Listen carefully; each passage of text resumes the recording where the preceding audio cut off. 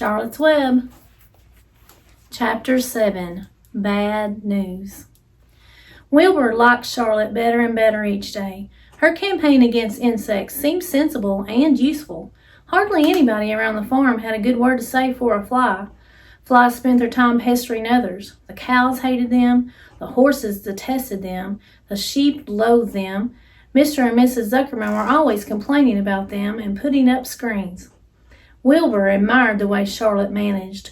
He was particularly glad that she always put her victim to sleep before eating it.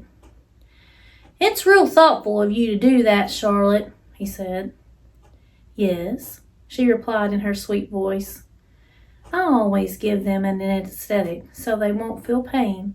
It's a little service I throw in." As the days went by, Wilbur grew and grew. He ate 3 big meals a day. He spent long hours lying on his side, half asleep, dreaming pleasant dreams. He enjoyed good health and he gained a lot of weight. One afternoon, when Fern was sitting on her stool, the oldest sheep walked into the barn and stopped to pay a call on Wilbur. "Hello," she said. "Seems to me you're putting on some weight."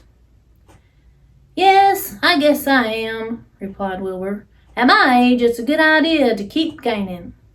"Just the same, I don't envy you," said the old sheep. "You know why they're fattening you up, don't you?" "No," said Wilbur. "Well, I don't like to spread bad news," said the sheep. "But they're fattening you up because they're going to kill you. That's why." "They're going to what?" screamed Wilbur. Fern grew rigid on her stool. "Kill you, turn you into smoked bacon and ham," continued the old sheep. "Almost all young pigs get murdered by the farmer as soon as the real cold weather sets in. There's a regular conspiracy around here to kill you at Christmas time. Everybody is in the plot. Lurvy, Zuckerman, even John Arable." "Mr. Arable?" sobbed Wilbur. "Fern's father?" "Certainly. When a pig is to be butchered, everybody helps.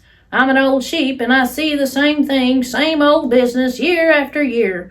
Arable arrives with his .22, shoots the—" "Stop!" cried Wilbur.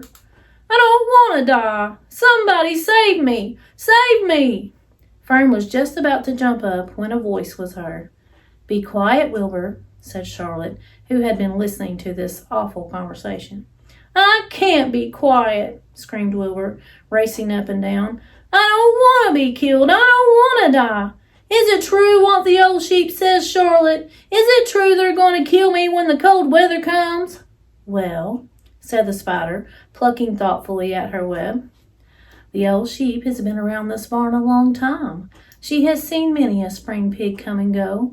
If she says the plan is to kill you, I'm sure it's true. It's also the dirtiest trick I ever heard of. What people don't think of." Wilbur burst into tears. "I don't want to die," he moaned. "I want to stay alive right here in my comfortable manure pile with all my friends. I want to breathe the beautiful air and lie in the beautiful sun." "You're certainly making a beautiful noise," snapped the old sheep. "I don't want to die," screamed Wilbur, throwing himself to the ground. "You shall not die," said Charlotte briskly. "What? Really?" cried Wilbur. "Who's going to save me?" "I am," said Charlotte. "How?" asked Wilbur.